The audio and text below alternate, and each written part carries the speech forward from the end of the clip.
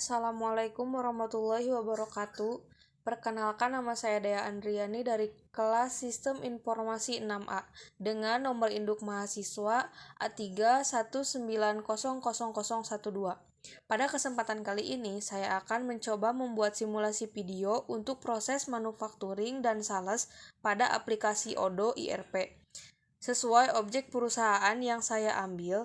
Perusahaan yang saya ambil itu perusahaan yang bergerak di bidang makanan yang bernama Korean Street Food. Korean Street Food ini menjual berbagai macam makanan Korea seperti tteokbokki, kimbap, kimchi, dan lain sebagainya. Di sini saya akan menjelaskan proses manufacturing yang saya lakukan. Yang pertama-tama, saya membuat database-nya terlebih dahulu. Karena saya sudah membuat database-nya, kita tinggal login saja.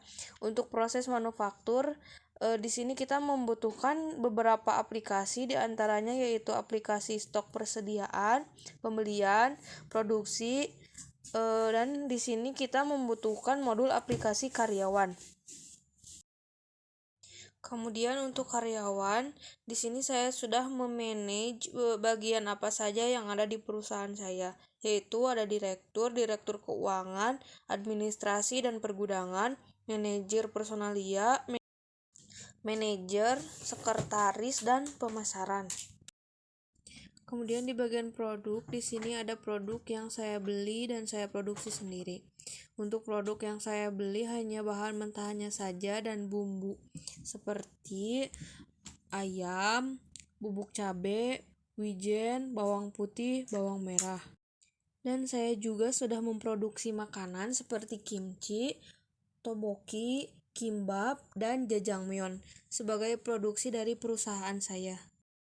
Kemudian di menu pembelian, di sini saya melakukan pembelian di PT Baekhyul sebagai distributor untuk bahan mentahan untuk menghasilkan produk yang perusahaan kami buat.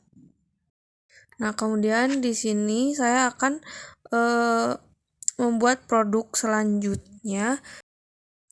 Nah, di sini saya akan melakukan penawaran kepada PT Sejahtera. Kemudian kita memasukkan referensi pemasoknya yaitu 2. Kemudian kita menambahkan produknya, produk yang kita butuhkan. Karena di sini saya akan membuat japchae, jadi saya membutuhkan mie soun, wortel, timun, jamur, daun bawang, dan telur. Kemudian kita bisa kirim sebagai email untuk penawaran, dan di sini kita bisa memasukkan penerimanya, dan untuk emailnya mungkin sudah ditentukan formatnya. Kemudian kirim dan konfirmasi order.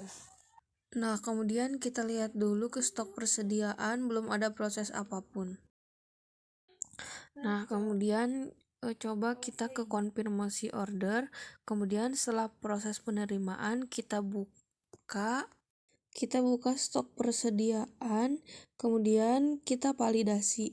Karena tidak bisa langsung divalidasi, maka kita harus memasukkan kuantitasnya terlebih dahulu.